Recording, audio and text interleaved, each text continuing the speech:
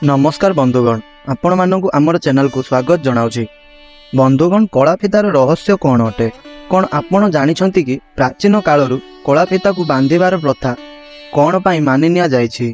बंधुगण, आपण मध्य केते लोकंक गोड़े कलाफिता बांधिबार निश्चय देखिथिबे। शेषरे लोके निज हातरे बा गोड़े कलाफिता कौन पाई पिंधि थांती। बंधुगण, एहा पछरे बहुत बड़ कथा अछि जहाँकि आपण समस्तंकु अवश्य जानि नेबा उचित। कलाफिता को केवल नजर दृष्टि बंचिबा पई पिंधा जाय नथाय, बरं एहा छड़ा एहार मध्य आहुरी अनेक चमत्कारी लाभ रही थाए। जदि एहाकु ठीक भाबरे अभिमंत्रित करिकि पिंधा जाय थाए तो एहा आपणकर भाग्य को परिवर्तन करिपारे, आउ आपणकर जीवन को भल मध्य बनाई पारे, बा आपणक जीवन रे चालुथिबा समस्या को मध्य दूर करि देई पारे। गुटे कलाफितारे एते शक्ति रही थाए कि एहा आपणकु सब प्रकारर खराब शक्ति ठारू आपणकु सुरक्षा देई थाए एवं कलाफिता गोटे प्रकारर सुरक्षा कवच बनी थाए। किंतु एहाकु पिंधिबार ठीक प्रक्रिया विषय रे आपणकु जणाई देबा उचित। केतेक लोके कलाफिता पिंधिबा समय रे ठीक विधि प्रक्रियार पालन करंती नाही, जहा द्वारा एथिरु शुभ परिणाम मिलिबा परिवर्ते अशुभ परिणाम मिलिथाए। ध्यान रखिबे कि कलाफिता पिंधिबा जेतिकी आपणक पई लाभदायक होइथाए, ठीक सेतिकी आपणक पई मध्य क्षतिकारक होइथाए। शास्त्र रे पादरे, गଳାରେ अथवा हातरे कलाफिता पिंधिबार विशेष नियम कुआ जायछि। जदि एही नियम गुड़िकर पालन करिकि आपण कलाफिता बांधती तो आपणकु शुभ परिणाम प्राप्त होइथाए। बंधुगण, किछि लोक अन्य लोक मानकर हातरे बा गोड़े कलाफिता बांधिथिबार देखिकि मार्केट रु किणिकि सेही परि सेमाने निजे बांधि देथांती। सेमाने एही विधिर पालन करंती नाही, जहा द्वारा तांकु एहार क्षति उठाइबाकू पड़िथाए। बिना विधि रे पालन करिकि कलाफिता बांधिबा आपण मानकु बड़ असुविधारे पकाई पारे। आपणक शरीरर कौनसी भी अंग उपरे कलाफिता बांधिबा पूर्वरु ताहार विधि विषय रे जानि नियंतु एवं तेबे जाई पूरा श्रद्धा एवं विश्वासर सहित एहाकु निज अंग उपरे धारण करंतु। शास्त्र रे कलाफिता बांधिबार जहा सब नियम कुआ जाई अछि ताहा बहुत ही महत्वपूर्ण अटे। कलाफिता केउ दिन बांधिबा उचित, केउ स्थान रे बांधिबा उचित, कलाफिता बांधिबा परे केउ मंत्रर उच्चारण करिबा उचित एवं कलाफिता बांधुथिबा लोकंकु केउ काम करिबा उचित नुहे। शास्त्र अनुसार जदि आपण निज हातरे कलाफिता बांधुथिबे तो आपणकु किछि काम करिबा कथा नुहे, अन्यथा कलाफितार प्रभाव नष्ट हो जाइथाए। एमिति केते नियम विषय आमे आपणकु आजिर एही भिडियो रे कहिबाकू जाउछु। एथिपई आपण शास्त्र रे कुआ जाइतिबा एही नियम गुडीकु पालन करिकि ही कलाफिता निज शरीरर अंग उपरे बांधंतु, तेबे जाई आपणकु एहार अनेक सुविधा प्राप्त हेबो। ज्योतिष शास्त्र अनुसार किछि राशि मानंकु भूल रे भी कलाफिता बांधिबा उचित नुहे। एही राशि मानंक पई कलाफिता अशुभ बोली मानि निया जाय थाए। तो बंधुगण, आसंतु जानिबा कलाफिता सहित जड़ित किछि फायदा संबंध रे। सेथिपई वीडियो को शेष पर्यंत निश्चय देखंतु। ता पूर्व वीडियो को गोटे लाइक करंतु आ कमेंट बॉक्स रे जय मां लक्ष्मी, जय शनिदेव अवश्य लिखंतु। आ चैनल को नुआ करी आसीथिले चैनल को सब्सक्राइब करंतु। सबुठारु प्रथमे आमे एहा जानिबा कि कलाफिता कोन पई बांधिबा उचित। ज्योतिष शास्त्र अनुसार कलाफिता नजर दोष, खराब दोष बा नकारात्मक शक्ति ठारू रक्षा पाइबा पई पिंधा जाय थाए। आउ एहा माना जाय कि कलाफितारे एते पॉजिटिव पावर आउ एनर्जी रही थाए कि एहा नकारात्मक शक्ति गुडी को तुरंत ही नष्ट करि देइ थाए। एहाकु बांधिथिबा व्यक्तिंक उपरे लोकंकर खराब दृष्टिर प्रभाव पड़ी न थाए। एहा सहित ही एही कलाफिता मनीष को ब्लैक मैजिक बा कला जादू ठारू बंचाई थाए। केतेक लोक तांत्रिकंक सहाय्य रे कला जादू को गुणीगारिणी को अन्य लोकंकर जीवन को नष्ट करिबा पई चेष्टा करिथांती। एही प्रकार रे कला जादू ठारू बंचिबा पई अभिमंत्रित करा जाइथिबा कलाफिताटाकू बांधिबा उचित। कलाफिता एमिति कला जादूर परिणाम को नष्ट कर दे थाए।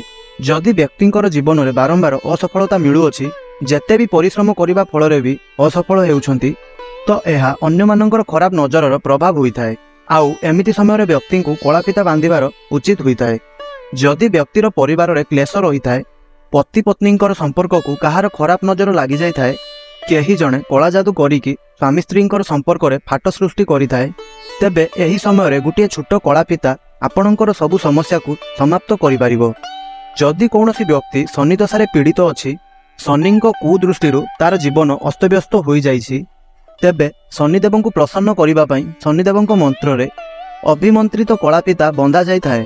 जदि कौन व्यक्ति अथवा बालक बीमार पड़ी थाए बा बारंबार बेमार पड़ी थाए तो यह लोकंकर खराब नजर प्रभाव होता है। एथिरु बंचिबापई कलाफितार प्रयोग करा जाय थाए। जदि कौन व्यक्ति पूरा खराब अभ्यास फसी जाई अछि एवं तार खराब अभ्यास छाड़ू नाही एहा पाई मध्य कलाफिता बंधा जाय थाए। एमिति केते कारण अटे एवं परिस्थिति अछि जहा ठारू बंचिबापई कलाफितार प्रयोग करा जाय थाए। बंधुगण एबे आसंतु जानिबा कि कलाफिता को केबे एवं केउठारे बांधिबा उचित। ज्योतिष शास्त्र अनुसार कलाफिता बांधिबा समय रे किछि जिनिसर सावधानता रखिबाकू मनुष्य को पड़ी थाए, नचेत यह शुभ परिणाम देवा बदल रे अशुभ परिणाम देई थाए। अजाणतरे बिना कौनसी विधि रे ता बांधिबा यह आपणक प्रति आसुथिबा अशुभ शक्ति को आकर्षित करिपारे। घर उपरे लागितिबा खराब नजर भी आपणक प्रति आकर्षित करिकी आपणक जीवन रे केते प्रकार असुविधा सृष्टि करिपारे। ज्योतिष शास्त्र अनुसार कलाफिता बांधिबा पई शनिवार दिनटी सर्वोत्तम होता है, कहीं यह शनिदेवंकर दिन अटे एवं कलाफिता बा कला रंगर संबंध शनिदेव होता है। शनिवार दिन कलाफिता बांधिबारे यार चमत्कारी लाभ प्राप्त होता है। कलाफिता को सीधा दुकान किणिकी यहाकू निज हाथ में बांधिबा उचित नुहे। कलाफिता को किणिकरी यहाकू प्रथमे शनिदेवंकर मंदिर को जाई शनिदेवंक चरण रे रखिबे एवं यहाकू शनिदेवंक मंत्र रे अभिमंत्रित करिवे। तेबे तापरे ही यहाकू धारण करिवे। कलाफितारे 9टी गंठी पकेकी ही यहाकू धारण करिबा उचित। फिता को शरीर अंगरे बांधिबा परे शनिदेवंकर मंत्र को 108 थर जप करिबा उचित। तेबे जाई एही फिता प्रभावशाली बनी थाए। जदि जीवन में आर्थिक समस्या थाए अर्थात धन संबंधित समस्या अच्छी तो तेबे शनिवार दिन डाहाण पादरे कलाफिता बांधिबा उचित। एथिरु जीवन में सुख समृद्धि आसी थाए एवं धन संबंधित जड़ित समस्त समस्या भी समाधान हो जाए। जदि कौन व्यक्ति को पेट संबंधित असुविधा बा रोग थाए तो तांकु ताहार पादर आंगुठी रे कलाफिता बांधिबा उचित। खास करी महिला माननकु सेमानकर पादर आंगुठी रे कलाफिता बांधिबा उचित। एहा द्वारा सेमानकर वैवाहिक जीवन में चालुथिबा असुविधा गुड़िक सब दूर हो जाए थाए। बंधुगण आपण यह ध्यान रखिबे कि जो हाथ में आपण कलाफिता बांधिथिबे तो सही हाथ में आपण अन्य कौनसी फिता बांधिबे नहीं। आपण कलाफिता सहित नाली रंगर फिता मध्य बांधि दे थांदी जहा कि भूल होता है।